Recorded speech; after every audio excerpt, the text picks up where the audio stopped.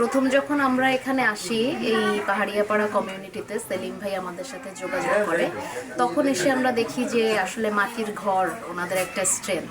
এবং সেইভাবে যখন আমরা ওনাদের সাথে কথা বলি যে ওনাদের এলাকায় স্কুল নাই, সেটা আমরা কিভাবে নিজেরাই বানাতে পারে, তো তখন তারা সিদ্ধান্ত নেয় যে তাদের শক্তিটাকে তারা ব্যবহার করে তারা একটা স্কুল বানাতে পারে। এবং যেই সিদ্ধান্ত নেয় সেই অনুযায়ী, যদিও একটু টাইম বেশি লেগেছে, দীর্ঘ প্রায় 1.5 বছরের মতো সময় লেগেছে স্কুলটা হতে, তো আস্তে আস্তে ওরা নিজেরাই এই স্কুলটা বানিয়ে ফেলেছে। এই কারণেই এই স্কুলের প্রতি সবার ভালো লাগা অনেক বেশি।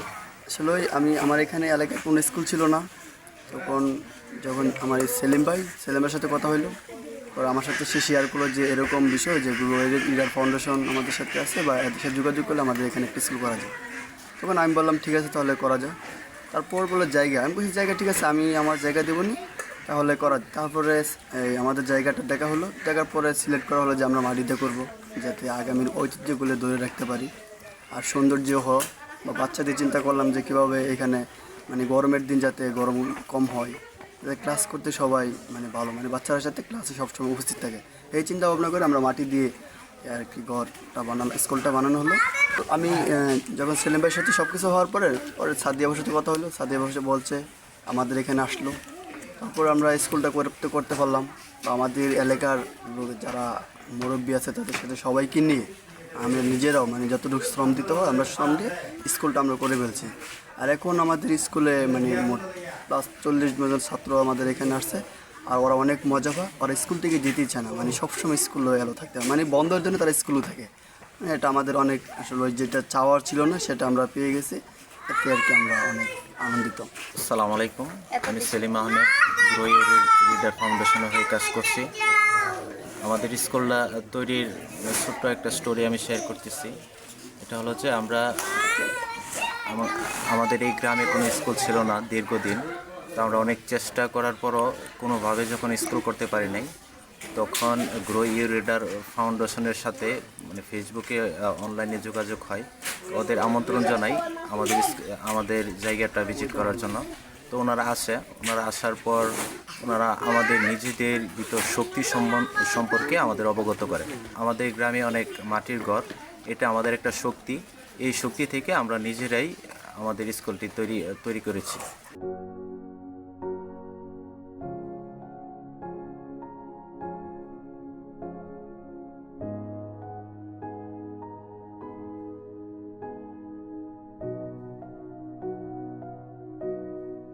এখানে এসে আমার কাছে অনেক ভালো লাগছে।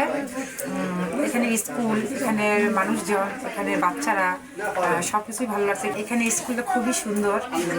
স্কুলের মধ্যে নতুন অনেক জিনিস হয়েছে যা আমরা হয়তো বা আগে তেমনভাবে দেখি নাই, কিন্তু এখন দেখছি যে স্কুলটা আসলে অনেক সুন্দর। স্কুলের ডিজাইনটা অনেক সুন্দর, যে সব কিছু বাঁশ দিয়ে তৈরি। যেমন আমি বসে আছি যে চেয়ারটাতে, ওটাও বাঁশ দিয়ে তৈরি। এখানে দরজাগুলা, স্কুলের রুমগুলা, অফিস কক্ষগুলা সবগুলোই যে বাঁশের জিনিস দিয়ে তৈরি। যেমন যে স্কুলের সৌন্দর্যের জন্য যে চালন দিয়ে তারা লিখে রাখছে যে অফিস কক্ষ, কোনটা লেখা রাখছে প্রাইমারি স্কুল। আমি আসছি আজকে একটা স্কুল দেখার জন্য। আমি জাস্ট প্রথমে শুনেছিলাম এটা মাটির, কিন্তু আমার ধারণা ছিল না এইটা এত সুন্দর হবে। এখানে যখন আসি তখন অনুভূতিটা একটু অন্যরকম ছিল, কিন্তু স্কুলটা দেখার পরে আমাকে অনেক ভালো লাগলো, কারণ আমরা এরকম স্কুল কখনো দেখি নাই, মাটির তৈরি এটা। এখন এখানে যেটা গেট কিংবা চেয়ার টেবিল আমরা যেটা দেখি দিয়ে তৈরি গেট আছে, প্লাস চেয়ারগুলো যে বসবে ছেলেপেলেরা যেটা বসে পড়াশোনা করবে সেটা হলো বাঁশের তৈরি। প্রথম থেকে আমি এক্সাইটেড ছিলাম এখানে আসার জন্য। যখন আসলাম তখন মাটির একটা স্কুল দেখে আমি নিজেই অবাক, মানে এত সুন্দর এবং শীতল।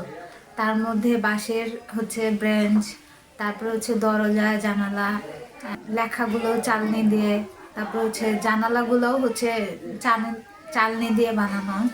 এবং লাইব্রেরিটা সব থেকে বেশি আমার ভালো লেগেছে। লাইব্রেরিতে বইগুলো অনেক মানে শিক্ষণীয়। নমস্কার, আমি গীতা।